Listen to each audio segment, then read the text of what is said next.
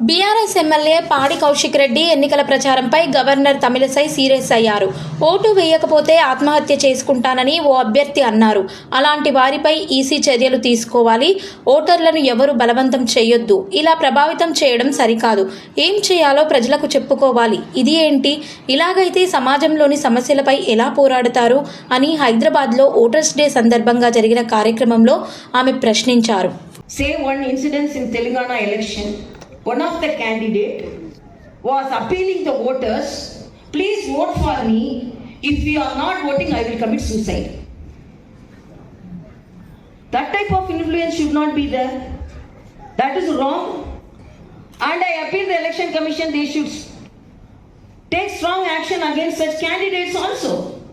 You appeal by doing what all the good things you have done. But sitting in front of the camera and saying, "Oh, I will. If you are not voting, I will commit suicide." Then how will take forward the challenges faced by the society to help the people?